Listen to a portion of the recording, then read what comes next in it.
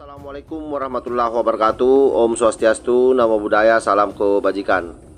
Kembali bersama Tolangnya 9 dari Buta Panritalopi Kabupaten Bulukumba. Banyak yang bertanya, apa sebenarnya yang terjadi antara pribumi dengan kelompok Ba'lawi. Lalu kemudian banyak juga yang mencoba menyimpulkan sendiri bahwa menganggap konflik yang terjadi hari ini itu hanya karena persoalan pemahaman agama. Padahal jauh dari itu sesungguhnya. Kenapa? Karena konflik antara Ba'lawi dengan pribumi ini bukanlah soal agama semata, tapi ini adalah bentuk perlawanan akal sehat yang waras yang tak sudi diperbudak dan dijajah oleh keturunan Antek Komponi Ba'lawi. Itu harus dicatat itu. Apa yang perlu dipertahankan dari keturunan Antek Komponi ini? Bukankah sejarah yang dibelokkan dan doktrin ngemis minta dimuliakan sudah cukup menjadi bukti bahwa mereka licik dan tak punya urat malu? Silahkan sahabat-sahabat datang ke Jogja, maka di kota itu Anda tidak akan pernah menemukan kampung Arab. Kenapa demikian?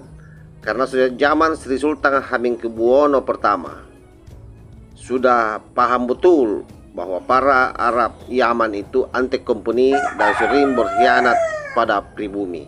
Mereka kadang-kadang berlagak tuan di hadapan leluhur kita, tapi menjadi penjilat di hadapan tuannya. Dan yang lebih parah lagi, kalau kita membaca sejarah bagaimana Utsman bin Yahya secara terang-terangan memuja dan mendoakan Ratu Belanda Wilhelmina di hari ulang tahunnya.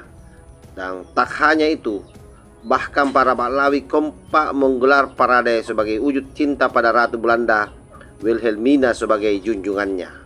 Yang lebih sadis lagi, kalau kita ingat sejarah, mereka para Antek Komponi itu juga ikut berperan atas penangkapan Pakubuwono VI Surakarta yang kemudian dibuang ke Ambon hingga menemui ajal di sana.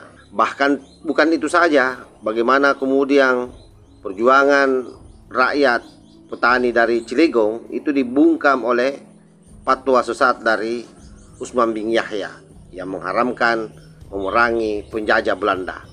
Betapa biadabnya orang-orang ini. Dan hari ini kita bisa menyaksikan bagaimana kelakuan serta mulut mereka.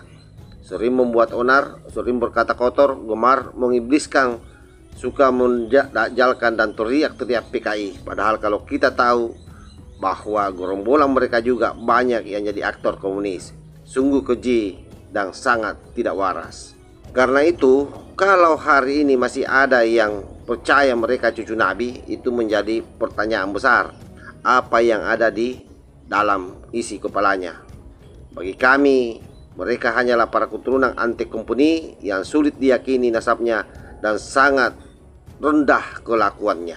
Mereka kerjanya di Indonesia hanya mengemis-ngemis dengan mengangkat cerita-cerita dongeng yang sangat tidak masuk akal demi untuk mendapatkan pengakuan dari para pribumi atau dari umat Islam agar mereka kelihatan tetap mulia di hadapan umat. Itulah kelakuan para kaum Ba'lawi ini yang ada di Indonesia. Oleh karena itu, sekali lagi penegasannya ini bukan soal agama saja, tetapi ini soal bagaimana mereka memiliki kelakuan-kelakuan dalam sejarah perjuangan bangsa yang berkhianat dan sampai hari ini sering melakukan ujaran-ujaran kebencian di media sosial dan membangun propaganda terhadap rakyat untuk memusuhi pemerintah.